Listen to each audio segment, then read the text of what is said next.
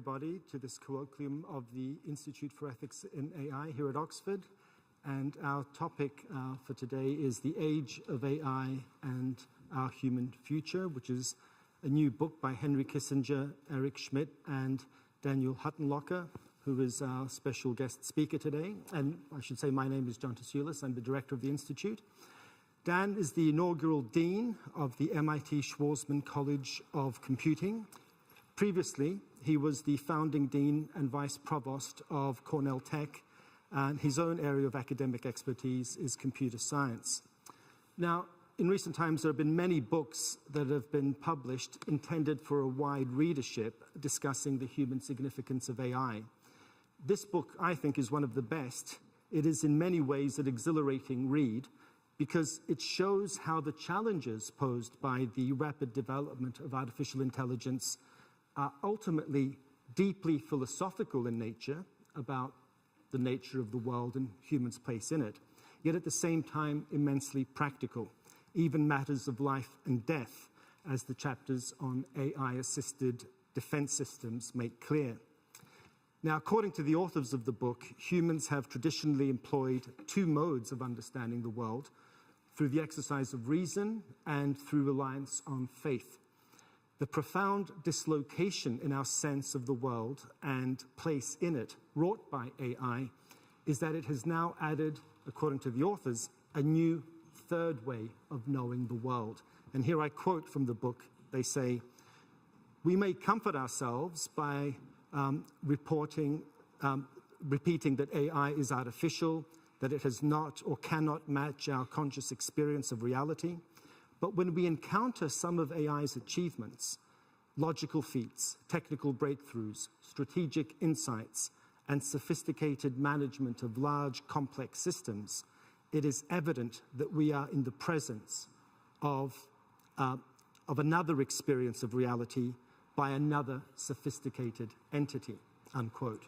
So what is at issue here is not simply the demotion of human beings in the cosmic hierarchy, as it were, as AI systems increasingly come to surpass us in tasks that we use reason to perform.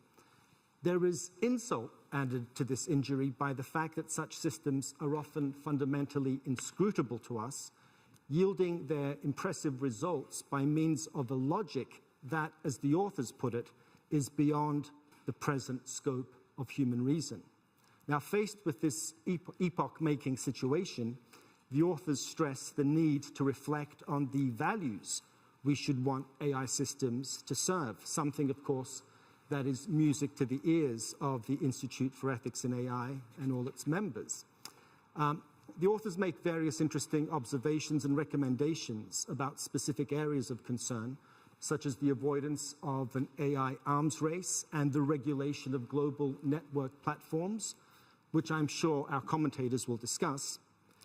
But at the most general level, I think the message of the book is that AI may force upon us a fundamental re-examination of the locus of ultimate human worth, shifting our attention from understanding humans as fundamentally sources of rational agency towards the idea of a focus on human dignity and our capacity for autonomous choice. So it's a fundamental change that they're talking about and, in a sense, recommending in human self-understanding.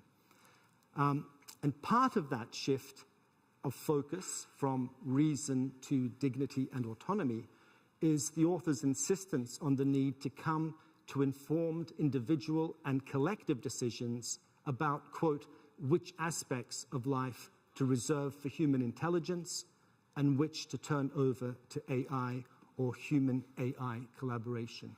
So it's a really quite a book that proceeds from quite deep premises to address these more familiar specific concerns about AI. So to help us through the minefield of issues that arise in the book, I'm delighted to say we have an array of distinguished commentators. So just to introduce them briefly, Professor Harold Koh, who is Sterling Professor of International Law and former Dean of Yale Law School.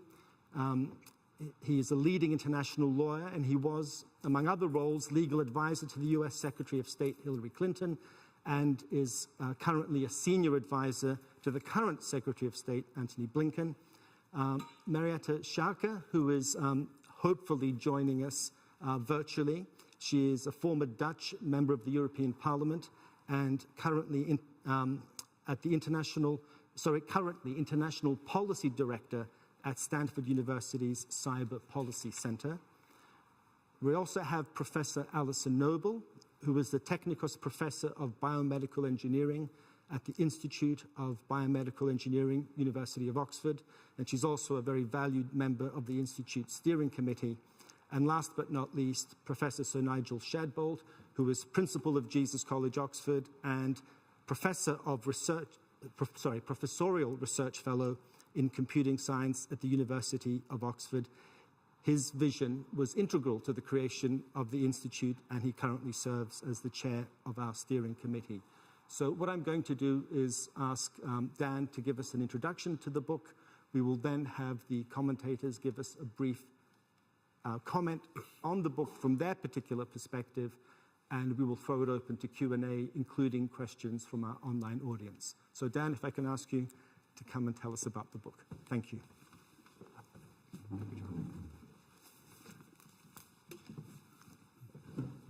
Thank you all. It's delightful to be here today.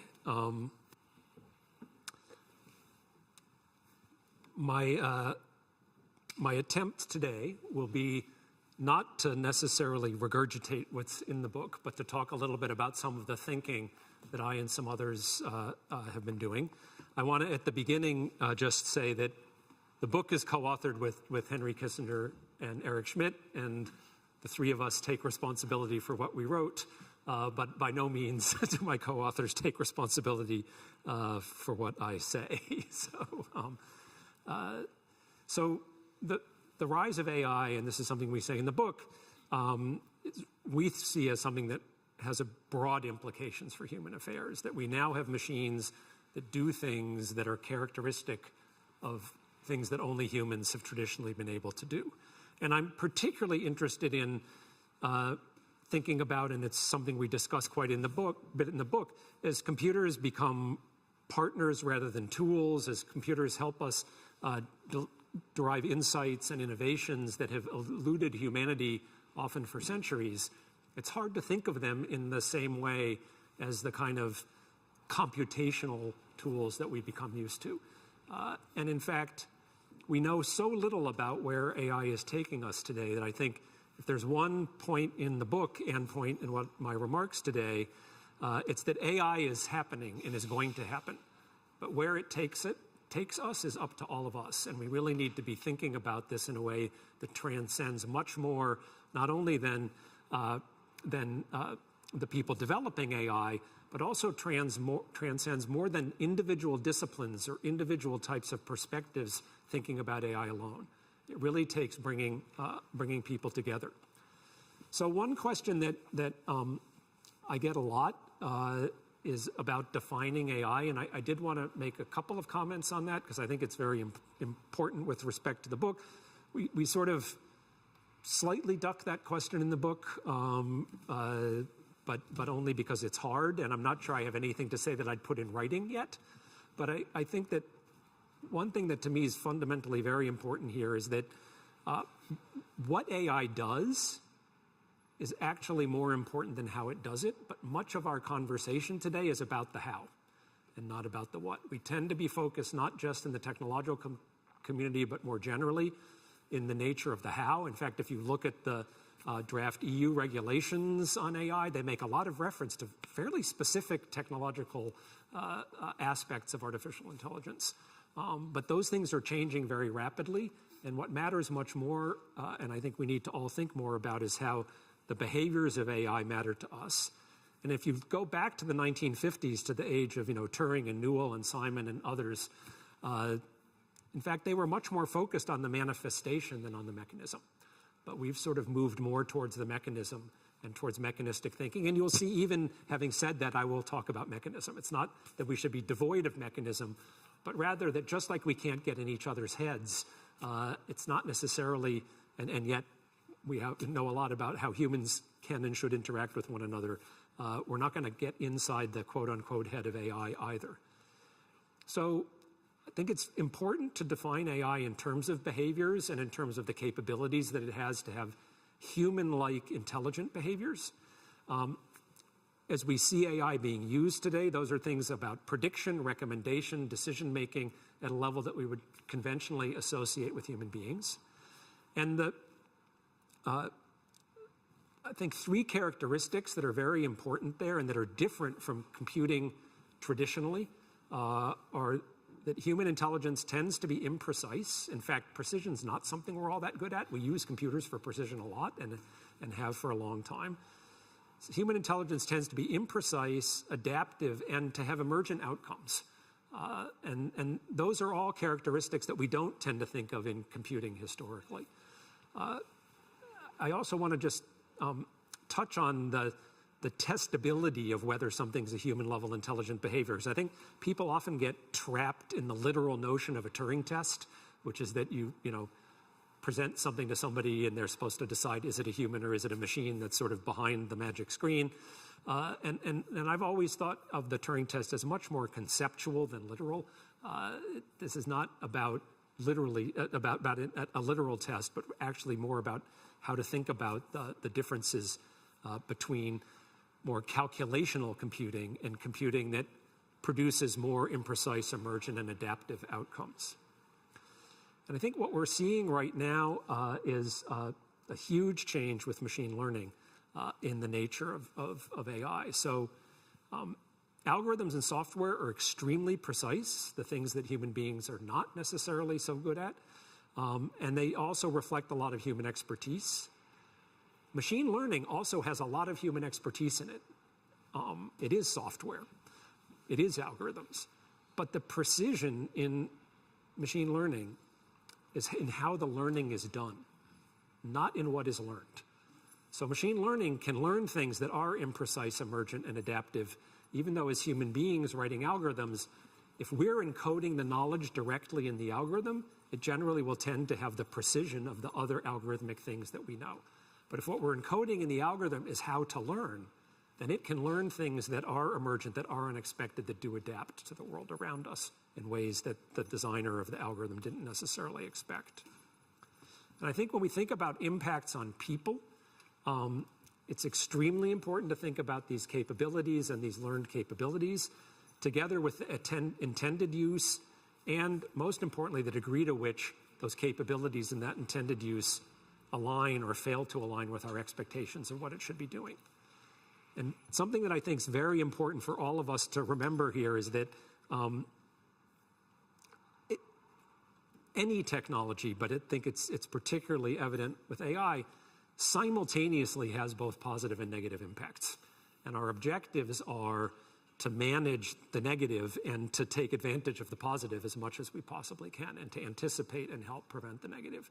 But I think today we often have sort of, it's hard to call it a dialogue. We have communities that view it as negative and communities that view it as positive. And I don't think that's a very productive way to move forward. We need to recognize that these are simultaneous aspects. And if you think about each of, pretrial detention, recruiting and resume screening, banking loan decisions, these are all places where AI can have pernicious but also very positive effects. And it's extremely important to sort through those. Another thing that I think is critical as we think about AI in these contexts is the effects of AI on human agency. Automation is something that since the invention of assembly line work in the industrialization era is something that can confer a real sense of disempowerment on people. You're sort of a cog in the machine. And with AI being mental and not only physical, it seems even more fundamental, like having your mental activities be a cog in a machine. And there's an example that I think illustrates this well, which is the exact same technology of navigation apps has very different effect depending on how it's used. If you're an Uber driver, you're expected to follow the route that the app tells you to follow. That's a part of your performance of your job. And that is a disempowering use of the technology. If you're using the same technology as an individual in your car, you can completely free to ignore it whenever you want to without being punished for doing so. And so the same technology can either be liberating or be disempowering, again, based on how we're using it.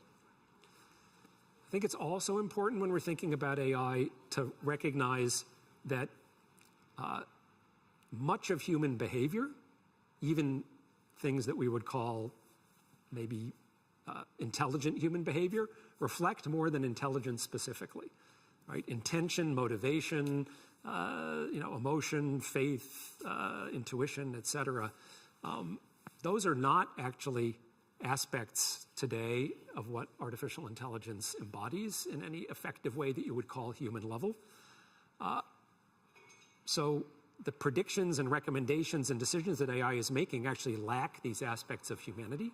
But it's very easy when we interact with things that seem human-like and human level to expect, for example, that some human notion of morality is part of this system.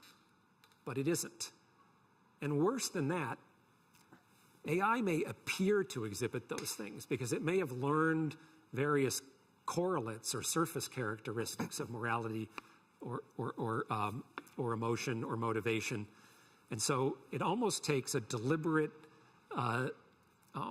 attention to the fact that those are not aspects of what AI really encodes, because it may appear to do so. And there are various ways in which I think an interesting question to ask often about AI is, what is AI really able to do in terms of behavior, and where might it be sort of a shallow simulation of a human behavior, where if you push a little bit deeper, you're not going to see things that you would expect out of a human being. So you might see something that looks like it's taking into consideration, a notion of responsibility, and you push a little bit further and you realize there's no such notion there. So another important thing is AI really is a collaborator and a teacher and a co-inventor today. And I wanted to touch on a couple aspects of that. So I think AI in chess is a really good illustration. So chess has maybe been sort of one of the pinnacles of human expertise over centuries, even millennia. And since the earliest days of AI, it's been something of interest to demonstrating human-level intelligence. In the 40s and 50s, Shannon and Turing were trying to develop chess algorithms. In 1997, IBM had a system called Deep Blue, which beat Grandmaster Garry Kasparov. So it was the first time computer chess beat a Grandmaster level human.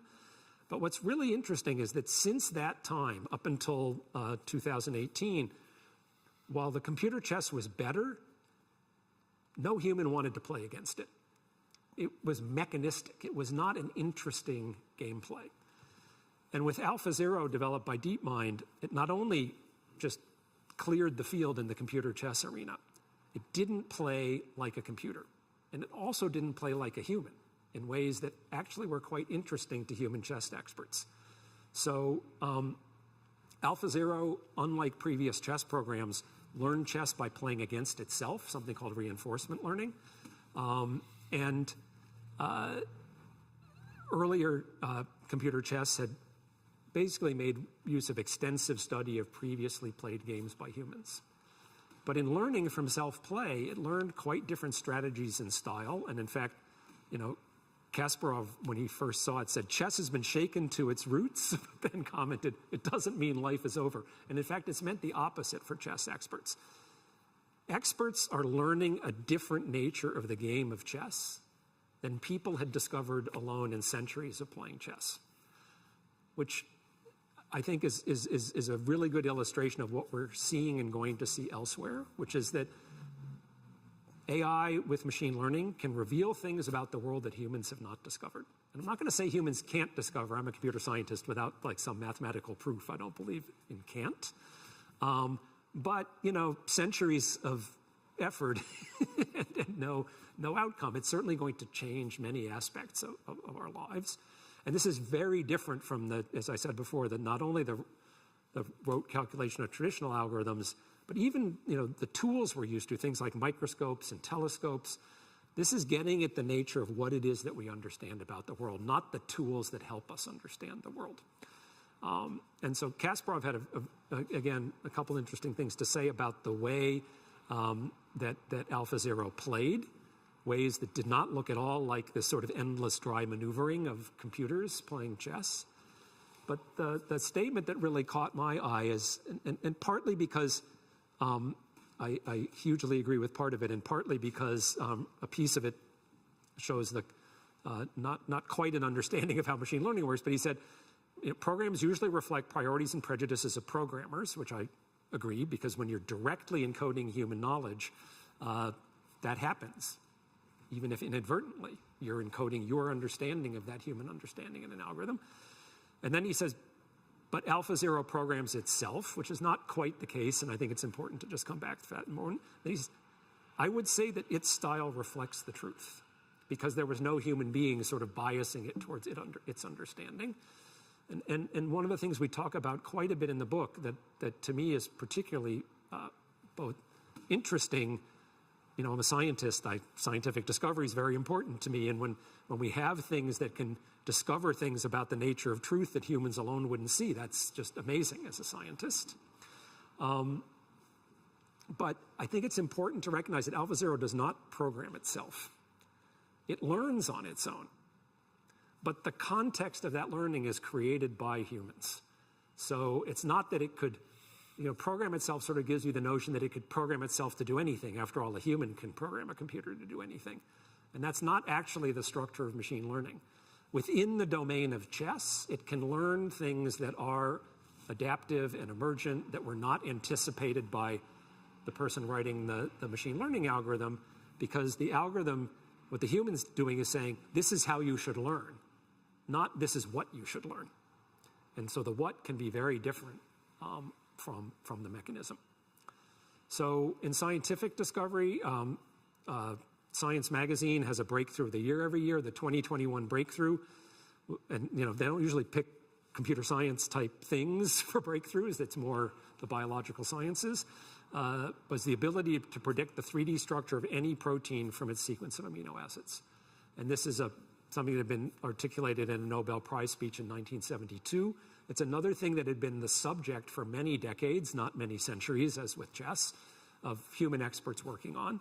And the models sort of slowly got better, but did not do well compared to the lab-based techniques. And in 2021, machine learning models, both from DeepMind AlphaFold 2 and from a University of Washington Baker lab, Rosetta Fold, showed huge improvements relative to lab results. And in fact, that code is now open source, and about 1 million protein structures, literally in the intervening year, have been determined.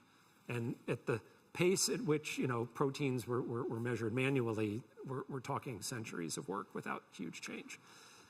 But more important to me is that the conceptual way of looking at these has changed.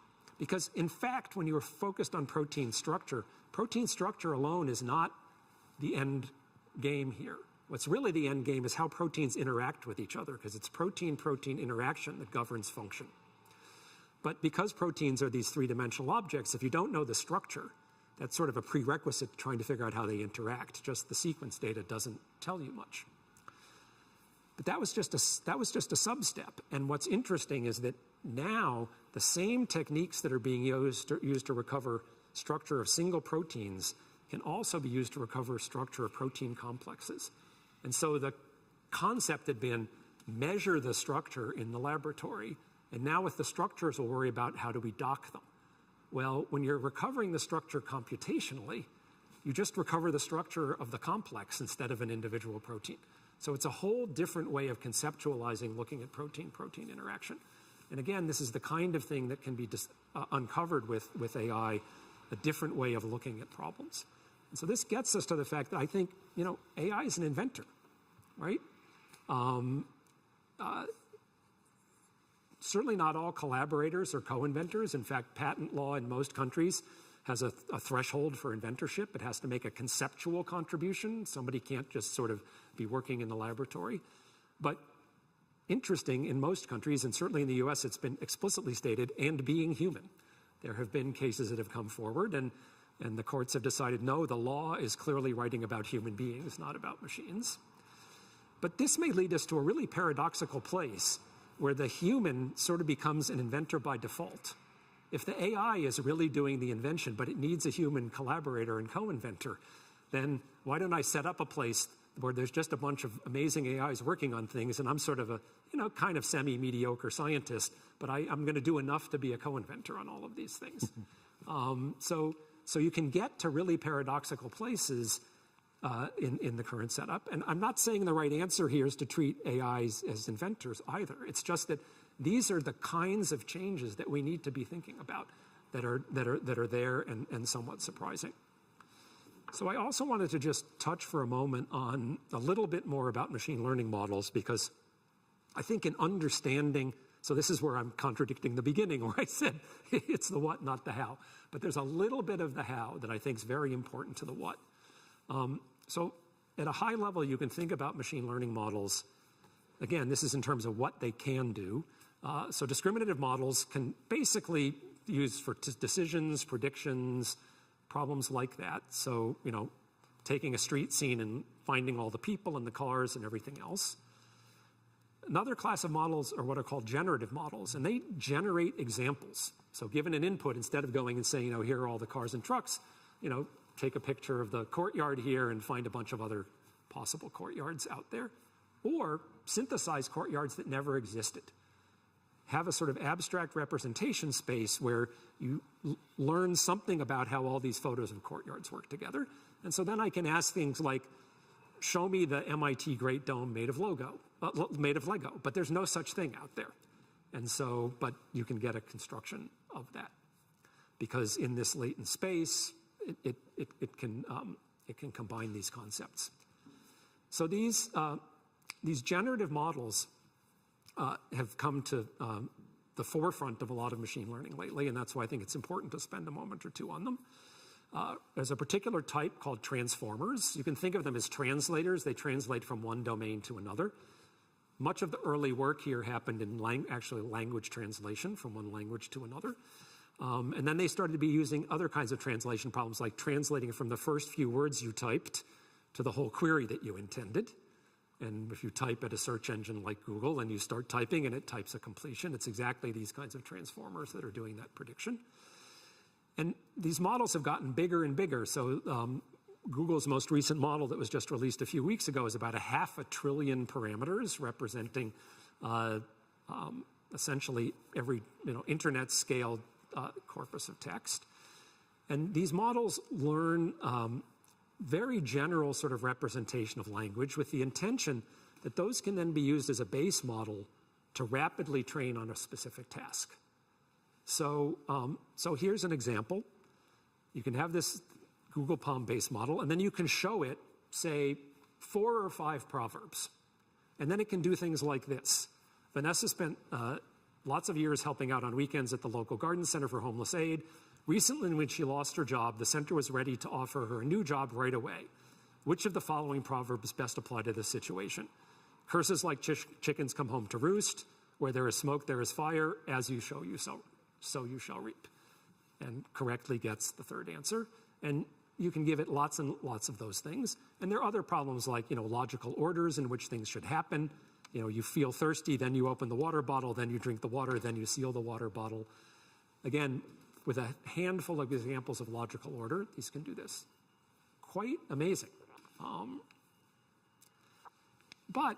this gets back to this same question about sort of surface match that I mentioned when I was speaking earlier about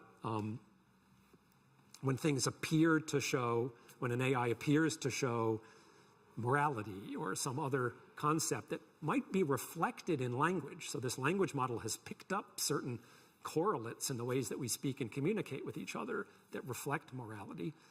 Similarly, and that's not so easy to test, but it is easy to test, how well does this thing do at grade school math word problems? And there's another instance of this kind of surface match. So they can get about 50% correct on these grade school word problems, where again, you have this general language model, you show it about 6 grade school word problems, and it gets pretty darn good at solving them. So, something like this, Brandon's iPhone is 4 times old as Ben's iPhone is 2 times older than Susie's iPhone. If Susie's iPhone is 1 year old, how is Brandon's? And it does a little, sort of, reasoning, so to speak, here, and gets the correct answer. But here's something where the correct answer is not apparent on the surface. Gretchen has 110 coins. There are 30 more gold coins than silver coins.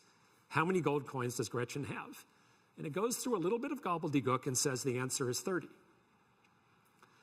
And, those of you who've ever, worked with your grade school relatives, children, etc., who work on these kinds of problems, these are the kinds of common problems that students make in math, of sort of doing a surface level pattern match. They're looking for some of the words that match to try to get an answer when they don't have a deeper level understanding.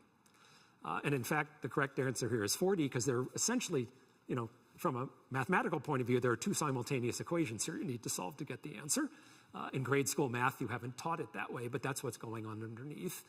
And in grade school math, a student can learn how to do this without yet knowing how to set up two simultaneous equations. So there's a deeper level of understanding here than is just reflected in language.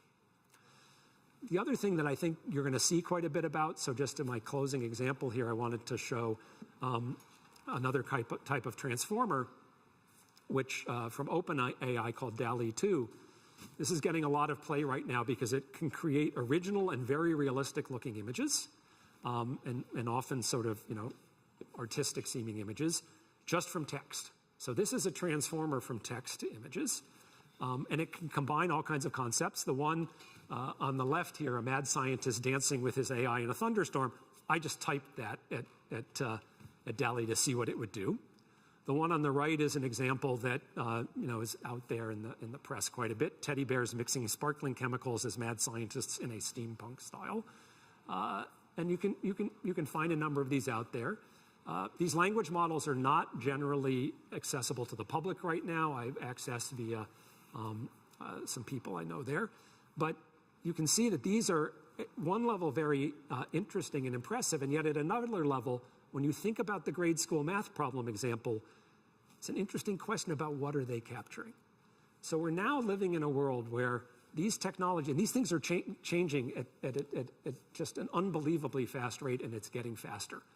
So, again, just back to the main sort of question and point in the book is nobody really has an understanding of the impact that this type of change has on our perceptions of ourselves. A number of people claim to. I think what we argue in the book is, no, they don't. And it really takes all of us working together to really think about this today.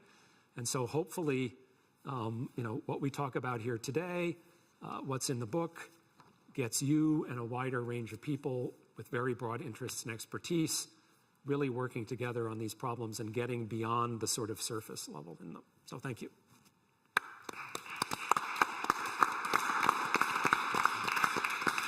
Can you go up or do you want from here? Whichever, yeah. Is that one I can steal? Thank you very much, Dan. I'm now going to give my perspectives as a technologist, and I'm someone who's come through what's sometimes called the AI winter. I did a PhD back in the late 80s in computer vision, and I now work in healthcare and image analysis. So I'm very much working with people in clinical medicine, figuring out how we can get some of the AI technologies into clinical practice. But as a technologist and an engineer, if you go back to the fundamentals, what we aspire to do is make the world a better place via technology advance. And this is your mission. And we've got AI is this new tool. So we think of it as a tool to try and answer some questions. And what's really well articulated in this book is that it's so easy to get excited about the fact you might automate tasks, you might be able to do this. Define these new capabilities. But you don't pay attention too much to the potential risks and think about these consequences of introduction. This comes as hindsight. And I think that the book was very good at pointing out, reminder of this bigger picture. The book also highlights that we can't hang around to not act and think about some of these implications. AI tech is moving so fast. It's moving faster than humans can think, about some of these potential issues of introduction. I think I welcome this book as being one that gets this interdisciplinary dialogue going. So if we think about the world I work in, of working in getting AI into healthcare, one of the biggest barriers today is that AI does not well explain how it's learned in human terms. So that means clinicians will ask, how does it work? This point has been raised. And the notion that it's not trustworthy enough to be used in practice is something of concern. And it's that contextualization that's missing with AI today. So as AI, if that doesn't reflect today, clearly the technologists are working on that. It will be there in the future. And then that poses the questions of, as AI manages to reason more, how do we manage that? And how do humans collaborate with the technology? A real example of this is in radiology today. There are automated tools that you can use to read images. And although you would think that would be useful, it would be a really good application of AI, immediately comes back the question is, it can read, but what does that mean? How do I use that information to be able to report results, to change practice on how we manage a patient? And what's really needed is solutions that can do that have the reasoning inside them, not the ones that can just detect objects, for instance. Another aspect that's pointed out in the book is to do with reliability of AI. And in medtech, that's so critical. You've got to understand that if you use a technology, how well it will perform in the intended environment. And that brings you to the thinking about things like regulation, certification, and oversight as well of using a technology. And artificial intelligence is really raising the profile of that conversation. I don't think there are a lot of the answers there, but certainly in medtech now, there are some guidelines and that the regulatory authorities, because of the need to regulate in the area, are starting to think about how you can form guidelines. Another important point that's made in the book is that AI does not reach conclusions as humans do, but applies the model developed. And this is really a fundamental limitation today, because it comes back to the fact that the AI is often supervised. You give it the data to build a model. You design the algorithms that will then process the data to derive a decision.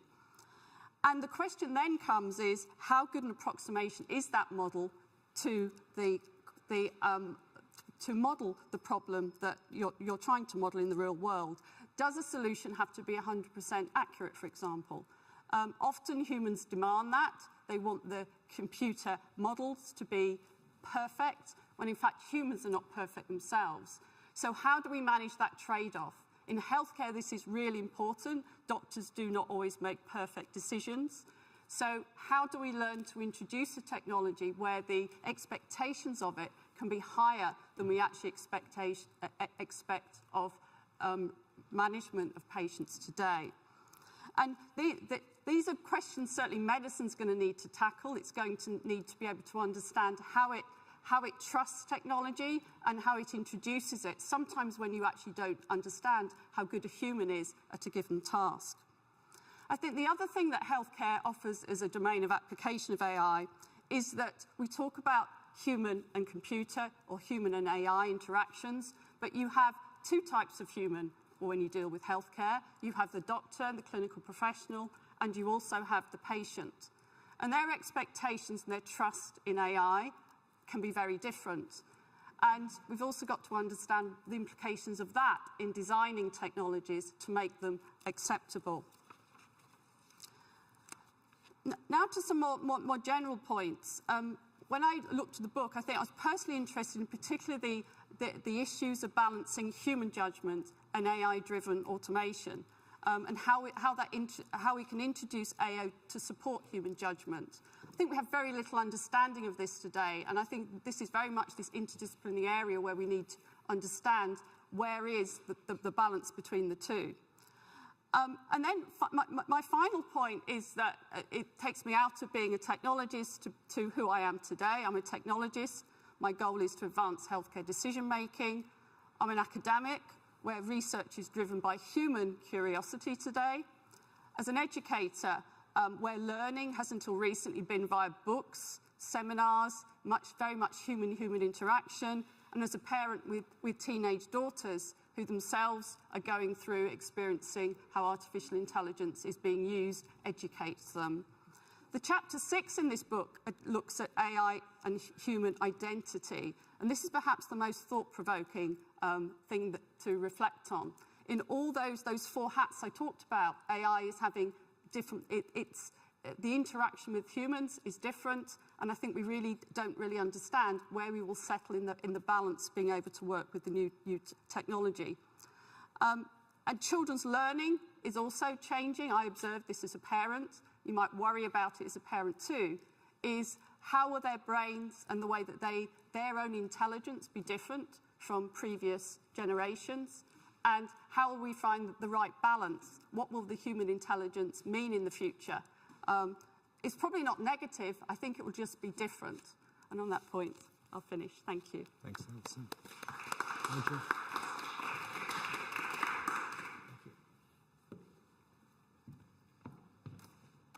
Thank you very much. At the risk of kind of repeating some of the great points that Alison's made, I should just say at the outset, I really enjoyed the book. It has real pace and zest, and this a philosophical bent I didn't entirely expect to encounter. So lots of Wittgenstein.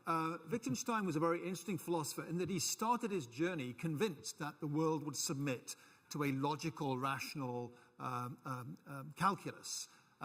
And his entire first half of his philosophical career was informed by people like Bertrand Russell and Frege. He was all about trying to build that logical calculus that would underpin a rational conceptualization of everything.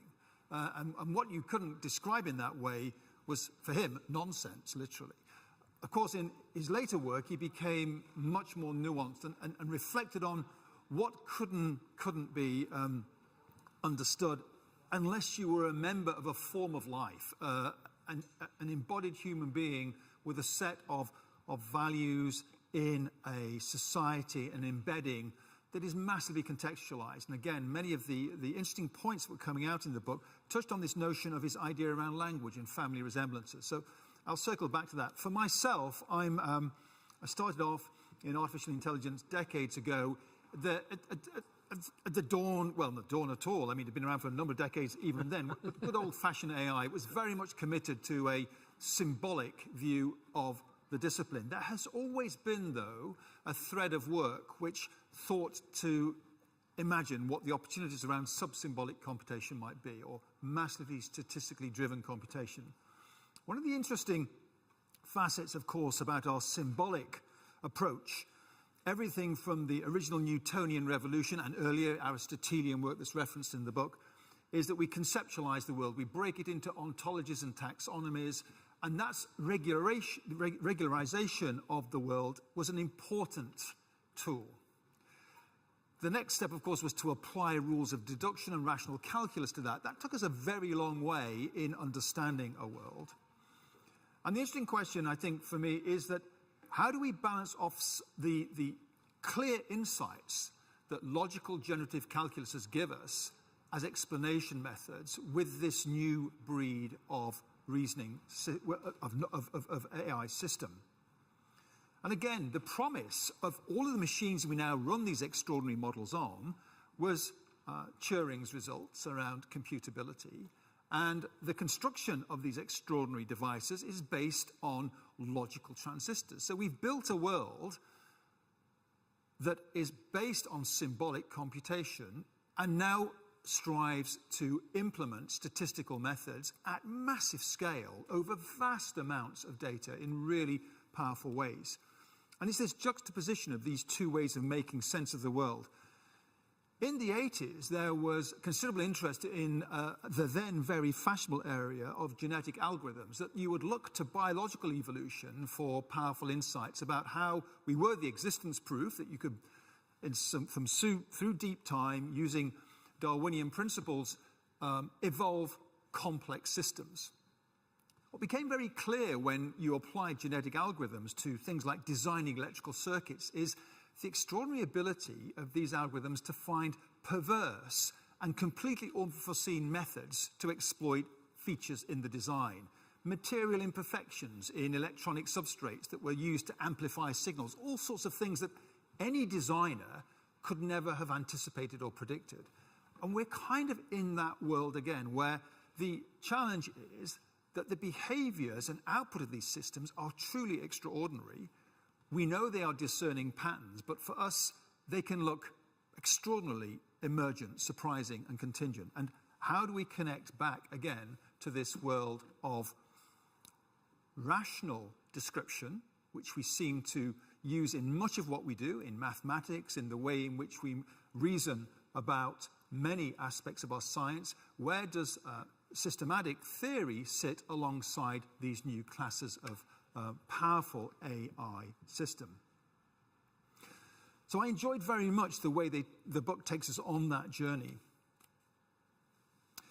The other thing that's extremely interesting, I think, is, and Dan talked about the power of transformer models, these very large language models. So the fact that we now have these different architectures around is that they are, of course, informed by prodigious amounts of data.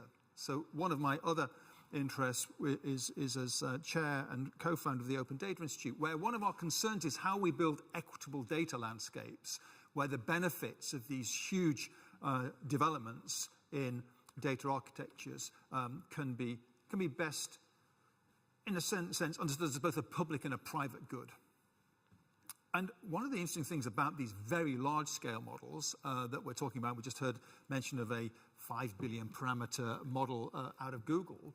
These so-called foundation models are going to be very consequential, very important going forward. And the question is, who has access to them, on what terms and on what grounds? And how will we judge their performance and characteristics that will become really important in the subsequent need to assure the behavior and outputs of these algorithms? Alison touched on the whole issue of, in medical science, of course, the really stringent notions of certification and assurance that you need. And we're going to want to be able to interrogate and understand the properties of data sets. Not all AI methods require such prodigious amounts of ingestion, but some of the most impressive do. And there's a really interesting question about how the scale of this landscape of AI data-driven models, how that's going to evolve and be managed. There's a great deal of talk at the moment around needing to perhaps institute new forms of data institution, new ways in which data is held in a broader set of trusts. So I found myself in reading the book in violent agreement with many, many parts of it. And kind of course, the question is, how do we find areas where we might wish to push and agree that more work's to be done? Clearly, the notion of what it is to be human in this emerging landscape is crucial. As we offload more and more of our cognition, our memory management, lots and lots of our skills, what will that result? How will that realize itself?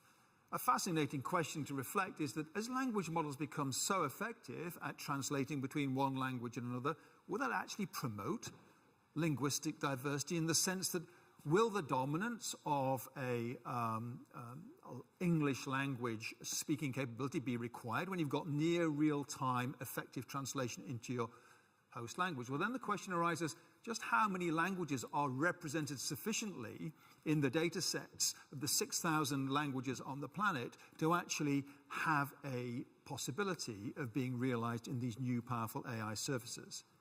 So we will find ourselves periodically back again and frequently around issues that are around the ethics, the governance, and the equitable outcomes of these systems. The other thing that's intriguing, I think, about the developments is that it's being recognized that these very large-scale models are in themselves presenting a new type of opacity challenge. In the same way that our own neurology is still only poorly understood, people talk about AI neuroscience, literally the effort to get inside these complex networks and understand how they work. There is a huge amount of work in the field at the moment to try and understand how you can instrument these networks to understand their properties, anticipate some of their emergent behaviors. And I feel that that's going to be a really important area to promote. When I look at my own students, when I look at the students at this university and others, what's really striking is the demand and requirement for students to be aware of how to put these tools to use and how to acquire the skills. I think that education piece is going to be super critical. And as in all these things, as we augment our intelligence with supremely powerful tools, how do we decide that these skills need to be promoted and preserved and insights derived? And what we teach our students in this new emerging world will become super important. Perhaps just a final point. As we are witnessing the extraordinary events in Ukraine, and we are seeing the application of new forms of precision-guided munition, people are already imagining the world which I know people fear, which is AI autonomous weaponization. What that actually means in terms of the kinds of systems that we now have available in terms of offensive and defensive weaponization of AI. There are a lot of reasons to believe that this will become an existential challenge, and we understand and know that at times of conflict of the sort we're in, the accelerating forces on technological innovation are even more acute. So we think things have been moving fast. They have been moving fast. They're likely to move even faster. And in that world, we will find ourselves side by side with these fearsome engines that give us new capacities we hope will empower us, but we need to be careful they don't oppress us. And that is a message of the book, which is extraordinarily well made. Thank you.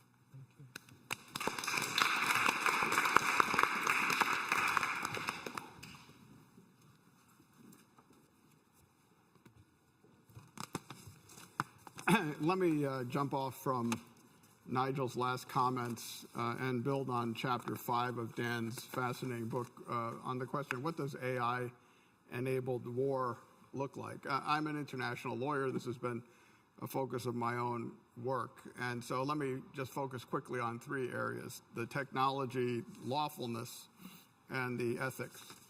On technology, it's been said that the creation of autonomous weapons systems is the 3rd great revolution in warfare after gunpowder and nuclear weapons. An autonomous weapons system does 3 things. First, it draws conclusions based on gathered information. Second, it applies an algorithm to it. And third, it has the capacity to be independently capable of both targeting and launching lethal force. And you all know this. You've all seen The Matrix. You've all seen The Terminator, which raised the question of whether this kind of killer robot situation could be turned against human beings and in a destructive way. If you have any doubt, the weapons are already here. China, Israel, Russia, South Korea, the United Kingdom, the US are investing heavily. Australia, Turkey, and other countries are also making these investments. And as Nigel suggested, they're active in the Russia-Ukraine conflict. Russia has something called a loitering munition, which hovers and then crashes into targets. Putin said, AI, whoever rules AI will become the ruler of the world. AI is also being used in information deepfakes in the Russia-Ukraine information war. AI is being used to analyze intelligence sources for possible use with regard to war crimes. But the Ukrainians themselves have made the most effective use in Turkish drones, which have dropped on and destroyed Russian tanks. And there's a story about this in this week's New Yorker magazine. To be clear, what people are worried about is not defensive autonomous systems like Iron Dome, which functions in Israel. It's about offensive use of these weapons with autonomy, with human beings outside the loop, which have the critical function of selecting and attacking targets. People are not worried about autonomous movement or navigation. It's the selection of targets that matters. Now, there are 3 questions with regard to lawfulness. First, what law should apply? And is there a law to apply? The short answer is yes. International humanitarian law, the law of war. There's something called the Martin's Clause, which was adopted to adapt the laws of war to evolving technologies. International human rights law can come into play and say that the use of lethal force violates the right to life and prohibitions against arbitrary deprivations of life. And then international criminal law can come into play to call something a war crime.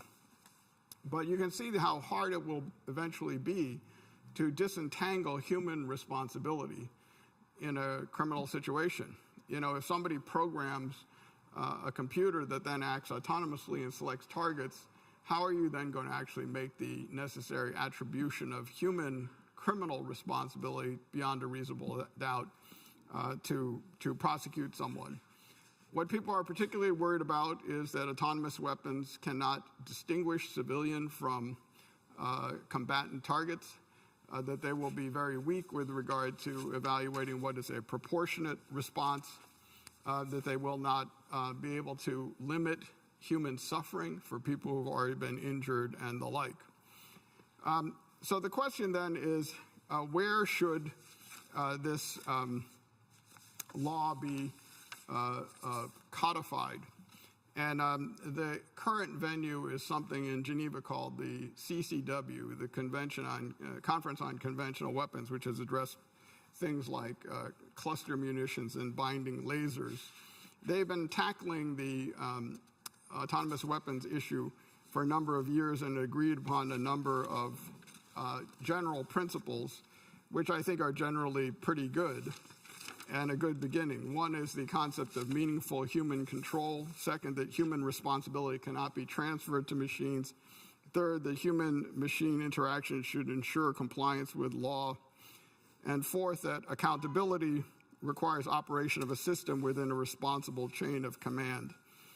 There are special problems with regard to proliferation of software which could autonomize commercially available software. So DeepMind, which is one of the programs that Dan mentioned, could be combined with commercially available military software for killing people.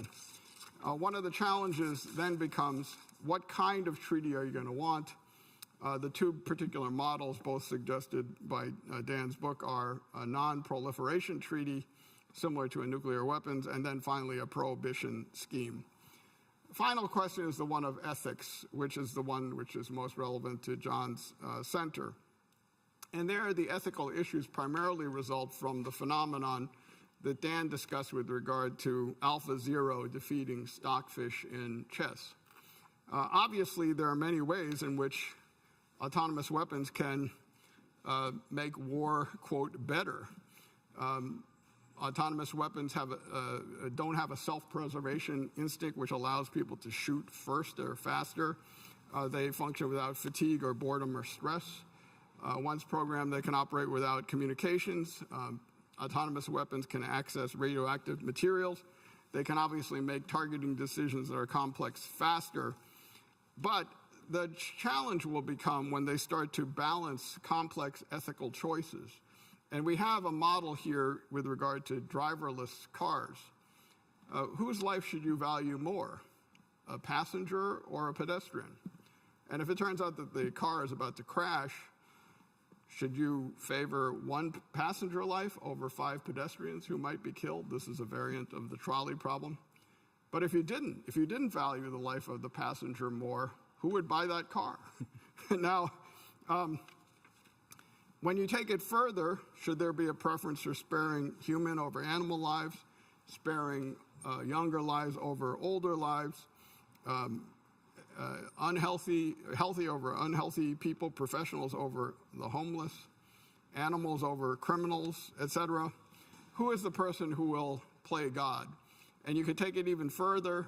You might have an algorithm that ends up combining with facial recognition to target people of a certain ethnicity. And then you have AI-assisted ethnic cleansing. And probably the greatest challenge will be the fact that AI, autonomous weapons, will be cheaper. And so they could be launched and long wars could happen without any human beings in leadership positions bearing the consequences, so they might just decide to have more ground wars. Let me close with this final two thoughts. One, having human control doesn't ensure greater humanity. Would we have a less humane war against Ukraine if it was conducted by a robot as opposed to Vladimir Putin? No one could imagine that kind of brutality being worse if it was done by Arnold Schwarzenegger or the equivalent. But the final image that I'd like to present from the movies, again, is the Avengers versus Dunkirk. In the Avengers, I know you've all seen it. You don't have to admit to doing it. The Vision, a robot, says to Captain America, "We don't trade lives, Captain." That's a very interesting thing. He is an android being played very well by Paul Bettany, saying, "We don't trade lives." And then, of course, he then trades his own life to save many people. Now, the fact of the matter is that in war, we trade lives all the time. That's what you saw in Dunkirk. In the movie Their Darkest Hour, Churchill essentially allowed a battalion to be destroyed at Dunkirk so that a much larger group of people could escape, come back to the UK by small boats and live to fight another day. Human leaders all the time decide that this particular group of lives is more important than a much larger group of other lives. Harry Truman did this when he slaughtered thousands of people at Hiroshima and Nagasaki. So it's not that these choices are not made. It's just that however horrific they are, we want them to be made by human beings who are politically accountable or need to bear the moral consequences. And I think this is what makes the challenge of the ethical issues the most urgent. Michael Walzer said, "It's one of the most important features of war that distinguish it from other scourges of mankind, that the men and women caught up in it are not only victims, they're also participants. But if their role is so remote, or if it's done mainly through the distancing of machines, it may well be that this human side of the scourge of war is lost." And I think that that's what follows on from the challenges addressed in Dan's book. Thank you.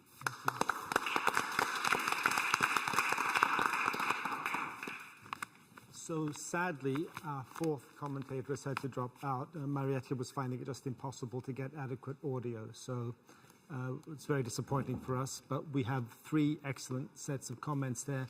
I want to invite questions from the audience, both here present and online. But first, I want to give Dan the opportunity to respond to anything that was said there that he wants to pick up on.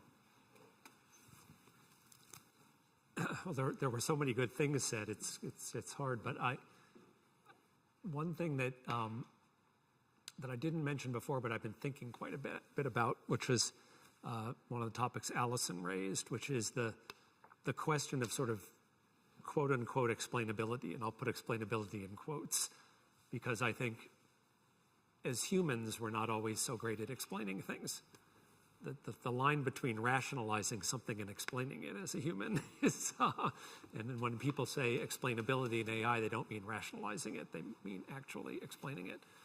And I think, as I was listening to you, Allison, it struck me that medicine, I think, is a particularly interesting domain to think about explainability, because part of medical training is learning how to explain. A doctor going on rounds is seeing patients and being forced to explain to more senior colleagues what their diagnosis is and why, and what their course of reasoning is, and being critiqued in front of others. It's a type of apprenticeship process that we go through so rarely in modern life in any arena today, but especially not in something that involves so much reason and thought and bringing knowledge together. And so I think the medical domain may prove to be a place where there's a sort of stylized enough type of explainability that it becomes more amenable to thinking about from an automation perspective. The other thing just on explainability that I think in some sense, as a collective, we've jumped to a solution rather than the problem, which is that I think the problem is more that we would like to be able to gain some confidence in the recommendation, the outcome, the decision that the artificial intelligence is making. And we often gain that with one another through a sort of interrogatory style of engagement. So we don't ask for an explanation, please explain to me how you got there. We have a discussion, one where I may challenge some piece of what you said, and you may challenge the understanding that I clearly had in making that challenge, and so on and so forth. And that back and forth, I think, is something that could develop as we move AI forward further. And I'm more skeptical of the idea that an AI could sort of explain what it did. But I think the interrogatory, and then it struck me the medical domain actually is one that's particularly interesting in that regard. So that was one that just sort of struck me. But I'll stop there and just see about questions. But I mean, because I'd love to talk also about warfare. I'd love to, but let me. Dan, can I just pick up on your response to Alison? There's a brilliant passage in Plato's Laws about explainability in medicine. And then he uses that as an analogy to talk about explainability in law. Now, in the book, you seem resistant to the idea of having AI judges, as it were. You think the administration of justice should be a domain of human decision-making. But why couldn't someone say, well, look, there's a parallel. You were willing to countenance explainability in the medical context. Now, in the case of law, you might think appeal to legal principles, established rules, statutes, etc., affords a kind of explainability there. So what's the disanalogy you're seeing between medicine and law? Well, I think one... Since you're going to speak to judges in a few weeks. Yes, I will be speaking to judges in a few weeks. I think in all of these domains, AI can, should, and will be used as part of the process. But the question is it fully autonomous or not? Yeah. And I think in medicine and in law, for similar reasons, I think it's probably not societally acceptable in a wide range of societies to have those be completely automated. And actually something we were talking about last night, John, informally, I think a piece of that to me is the sort of lived experience of human beings and the degree to which that results in things that we might call judgment or responsibility, that it's very hard to imagine that an artificial system would really develop. And again, it might be able to learn the surface characteristics of that from language. But if a doctor's making a final decision about your treatment in a case that's life-threatening, or if a judge is making a decision about, something that will greatly affect your life and the life of your family and loved ones and of maybe somebody you're accused of harming, that lived experience, that judgment, that responsibility does feel like something that's very important to the final decision, that I at least am skeptical that we will see that in any type of automated system that we know today. Yeah, but I guess against that, you also have to weigh the fact that in law we care about consistency across cases in a way that perhaps we don't in medicine. But I just want to... John, can I just... Yes, indeed. So during the pandemic, I did a study about online dispute resolution, which obviously has been dramatically upsurging during the pandemic. And there are two kinds. There's, a normal trial that happens on Zoom or Teams. But there's also pure online dispute resolution, which is mostly about people fighting about money or goods, eBay kind of thing, where... And what it does is it exposes that in dispute resolution, there are basically two kinds of disputes. Those which are, in which there's very little public interest, but I buy something on eBay and I think I didn't get what I wanted, so I want some money back and they don't want to give it to me. And then a computer evaluates it and says what's fair, quote unquote, is X pounds. And then that influences what you think your bargaining capacity is and you take it.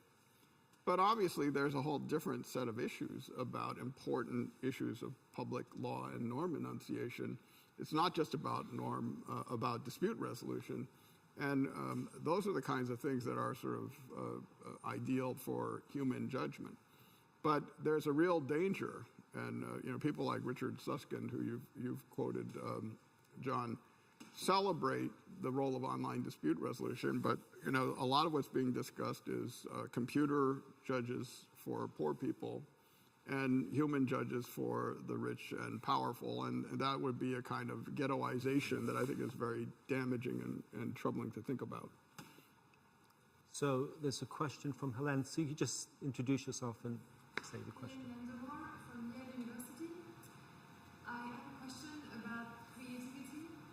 You mentioned this, the reaction of Kasparov to AlphaGo's moves, and he seemed to appreciate the genius of some of the moves, the chess moves, right?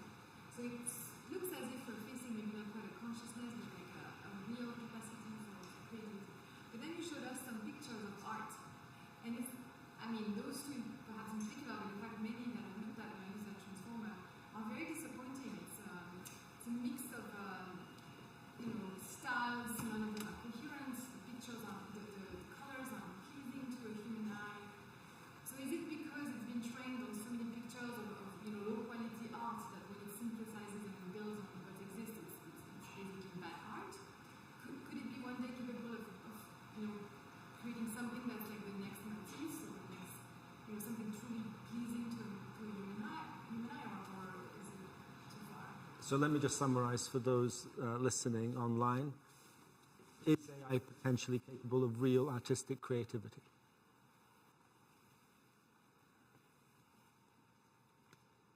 I would say today I don't think we're seeing creativity of the type of, say, a new great artist.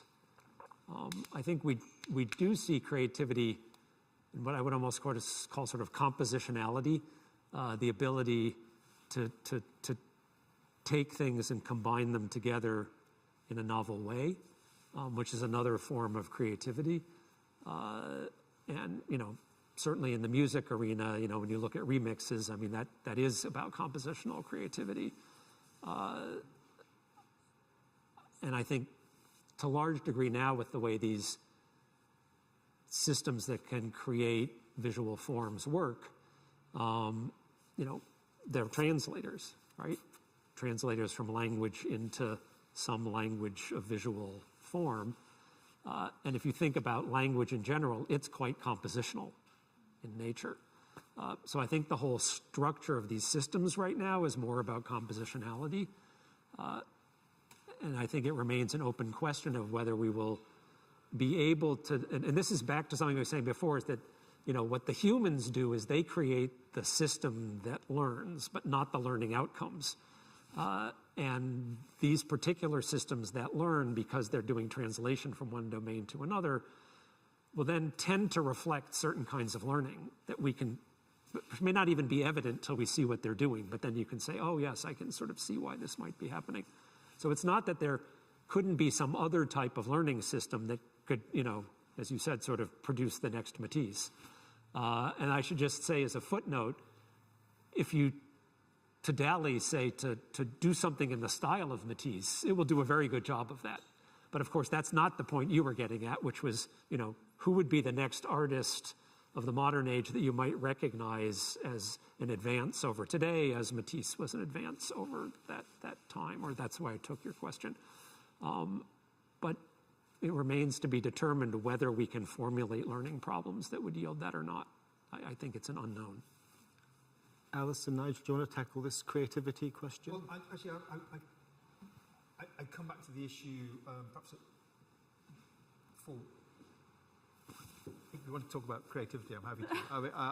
Because I was going to take you back to the issue of a chapter we haven't talked about, which is platform power. Oh, yes, talk about right, which we do have a whole chapter. And I think the thing that I was talking about with foundation models, people are aware that these very large AI models, the really super effective ones, are in the hands of about 5 large companies in the West at this point. And there is genuinely an issue about if many of our next generation AI services are driven off of those models, AI as a service, literally adapted and modified, what will that do to our view about equity and concentration of extraordinary power in corporate entities? And I think that's actually something that is talked about a lot in the book, and is when we think about the extraordinary algorithms that are driving them, it of course is the fact that the capacity to sustain them, maintain them, harvest all of the data that will train them are in the hands of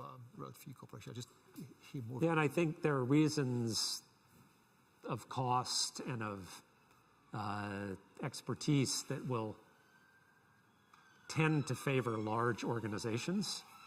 I would point out that in some cases those are governments and not just corporations. In the West, they tend to be corporations, just given the nature of our governmental systems and who amasses large amounts of information and so forth. And actually, interestingly, Facebook just released their large language model publicly, which is very different from what other corporate entities have done. So I think there are very interesting questions there. And I think, there's a whole, so computer scientists like to talk about safety versus liveness, that these things trade off against each other. So the more safe you are, the harder it is to respond in a rapid manner. And I think there is a safety liveness, and this comes from computing systems, from things like databases that have to reproduce information all over the place.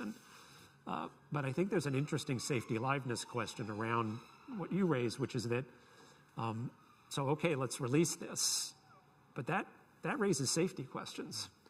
But holding on to it in a small number of organizations raises essentially a liveness question, the degree to which it's accessible broadly or controlled by a small number of governments and corporations. And so I think this is another place where there's a type of trade-off that's, that used to only sort of matter to a database architect designing a database, and now suddenly matters to things, in the AI space that should concern all of us. So it's another one of these cases of things that have become much more societally relevant and broader. I think it's a great example.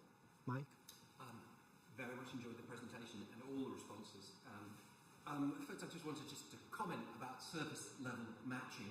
I don't think we should disparage it too much. No. I've made a very successful career on doing nothing more than surface level matching. But seriously, the point about large language models, or foundation models, as Nigel said we're now supposed to refer to them, or just very large ML models trained with huge amounts of data. So I confess, when these first started to appear 3 years ago or so, GPT-2 was the first one that really caught everybody's attention. But more particularly GPT-3 and DALL-E 2 that we've seen recently, I was impressed, and I'm a skeptic. I'm an AI researcher, but I'm a skeptic about big claims about advances in AI. But I was impressed, and I think a lot of my colleagues had to recalibrate a little bit. These models seem to be doing things, particularly common sense reasoning, that were really quite unexpected and looked, at least at first sight, to be very, very impressive. But then, as you say, when you start to dig around a little bit, you discover that they can do some really, really, really dumb things. So the first point is that actually these models are actually tremendously impressive, but actually we don't really quite understand what they are and what they've got and the capabilities that they've got. And I think one of the challenges for AI right now is to get to grips with that, to understand what they actually have. And my take on it is that what they've got is, what they've learned is really quite sophisticated relationships between symbols. And the bet is that if you can do that on a big enough scale, that what you end up with is something which in some sense embodies knowledge about the world, which is useful. Okay, so what's missing? So in my view, what's very strongly missing from those and from a lot of contemporary AI research at the moment is the world. And I think perhaps Wittgenstein, or at least later Wittgenstein, might have agreed with me on that point.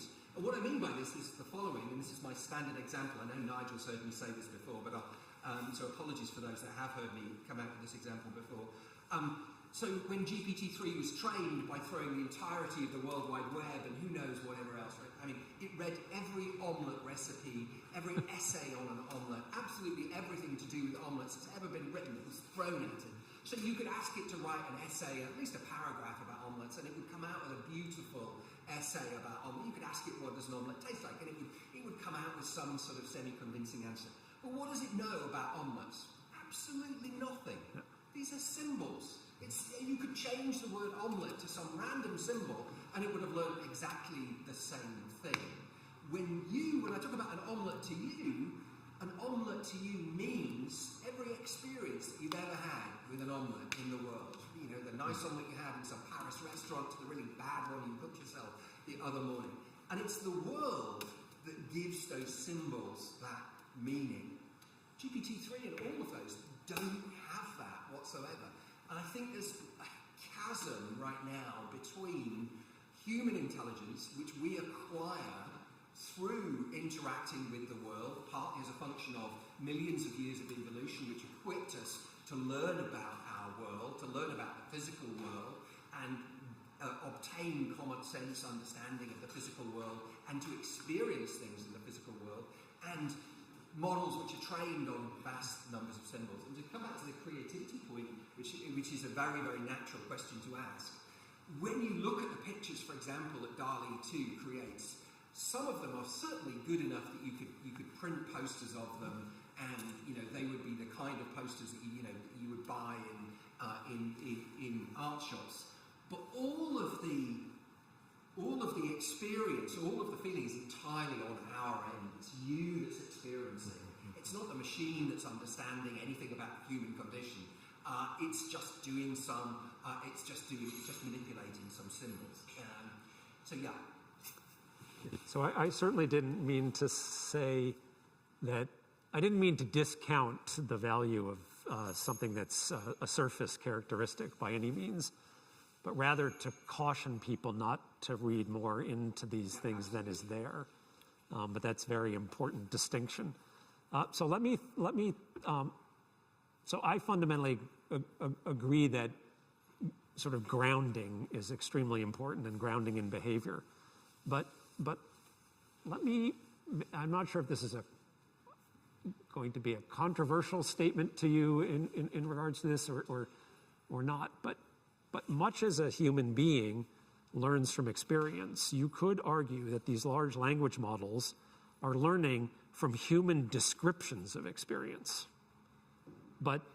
So they're sort of grounded in how we describe our experience rather than our actual experience.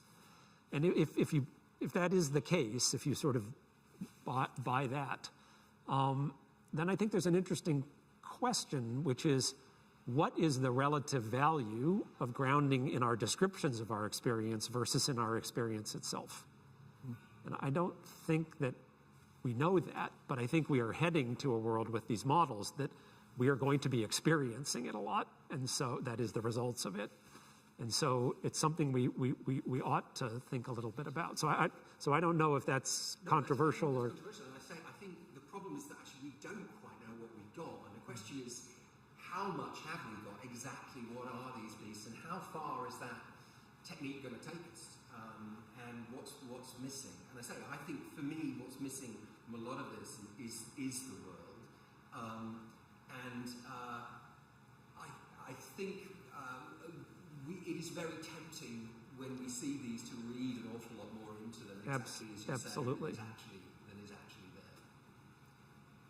The kind of Wittgensteinian point is you can't have symbols explaining symbols all the way down. At some point, you've got to break out of the domain of symbols into an engagement with the world.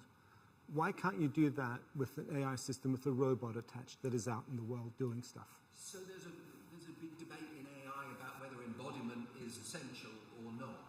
And actually, I didn't used to believe that, but I'm more and more convinced that actually it is, that actually meaning is the world, I think, is, you can't know about omelettes unless you've experienced them. Okay, so I think now we need to proceed towards wrapping up. There are 3 questions left.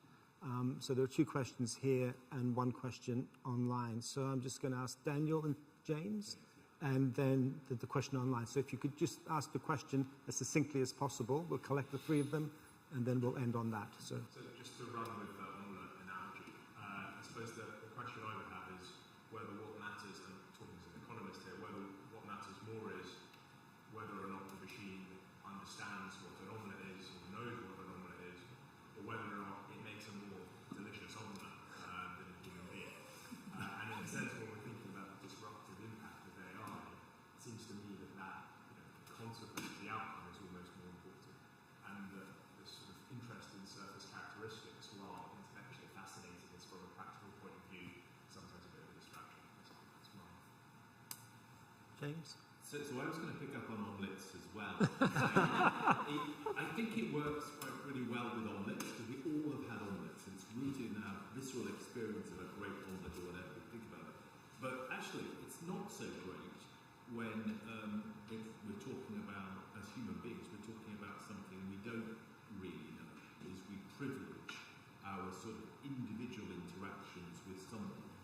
And like the most recent example of this, where in the pandemic, everyone became, an expert on contagion and epidemiology, and they privileged the kind of last person they had spoken to, who was an epidemiologist in terms of a view.